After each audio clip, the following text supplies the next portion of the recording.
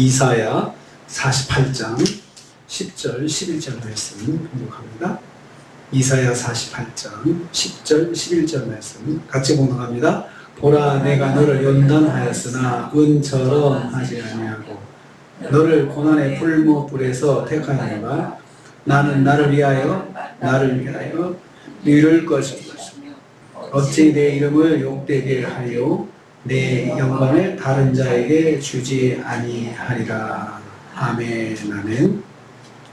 오늘 말씀도 하나님께서 선미 이스라엘을 바벨론 포로 기간 동안 보호해 주실 것을 다시 한번 확인해 주시는 것을 내용을 하고 있습니다.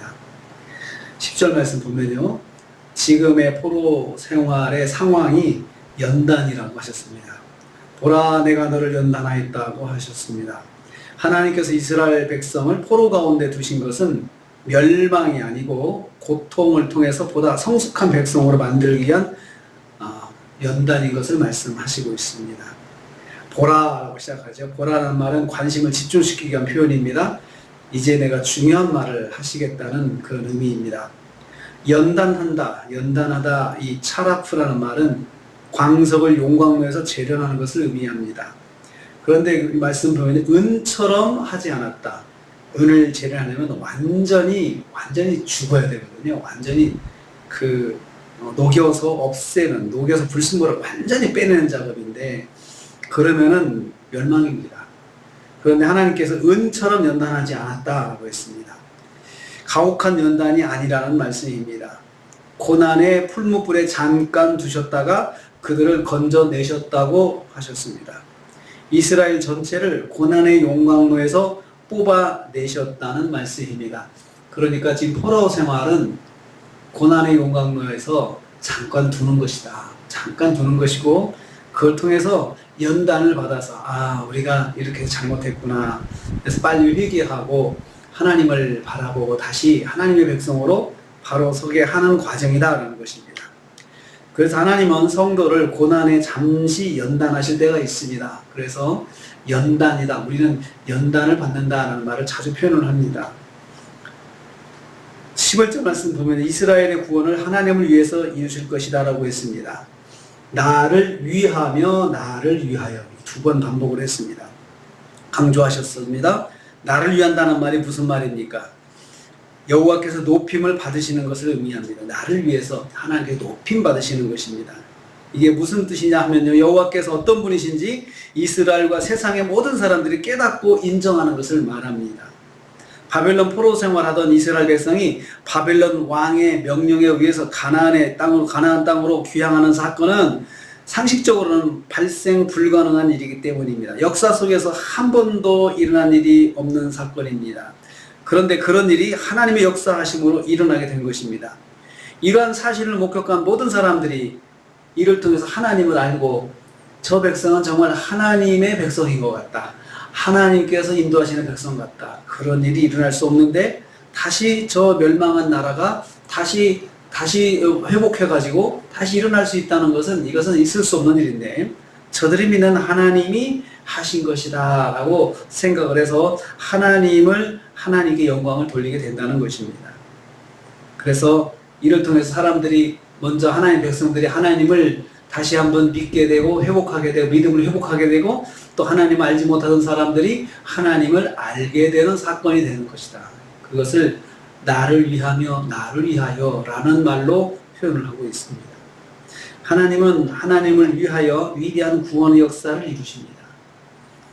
세 번째로 11절 후반부입니다. 이스라엘의 구원을 통해서 하나님께서 영광을 받으실 것이다 하셨습니다. 어찌 내 이름을 욕되게 하리요? 라는 말씀은 이스라엘 구원의 사건이 반드시 이루어질 것을 말씀합니다. 하나님께서 말씀하셨는데 말씀대로 이루어지지 않을 경우에 하나님의 이름이 스스로 욕되기 때문입니다. 그러니까 하나님께서 이렇게 공개적으로 반복적으로 그렇게 선포하고 말씀하신 것은 이 말씀이 반드시 이루어지고 안 되면 욕된다는 것입니다. 하나님은 이 사건을 통해서 영광을 받으실 것입니다. 내 영광을 다른 자에게 주지 아니하리라. 하나님을 위하신다는 말씀의 다른 표현입니다. 그래서 하나님을 위해서 하신다는 말씀을 다르게 표현해서 내 영광을 위해서 내 영광을 다른 자에게 절대 주지 않는다라고 했습니다. 그러므로 우리가 하나님 믿으면서 하나님의 역사하심을 받았을 때, 응답을 받았을 때 하나님께 영광 돌리지 않고 하나님께 감사하지 않고 우리가 딴소리 하면 그 하나님의 영광을 취하는 것입니다.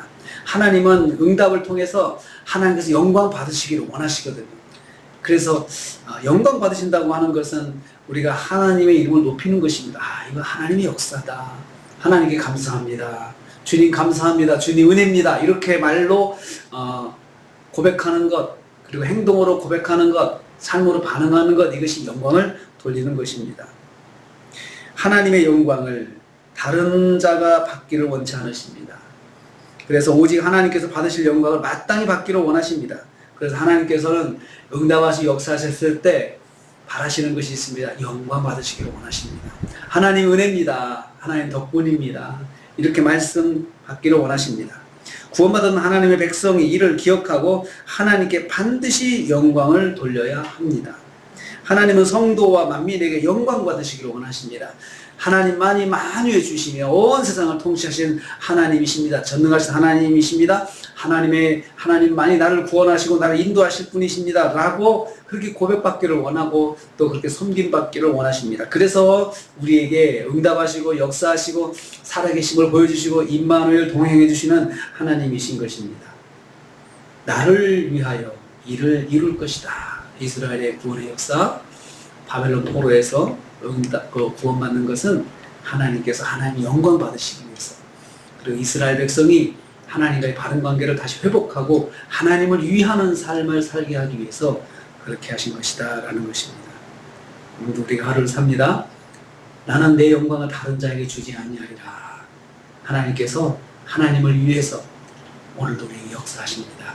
우리가 하나님의 은혜를 체험했을 때 하나님 감사합니다. 주님 감사합니다. 이렇게 영광 돌려서 오늘 하루도 주님이 영광 받으시는 하루가 되시기를 주님의 이름으로 축복합니다. 주님 감사합니다.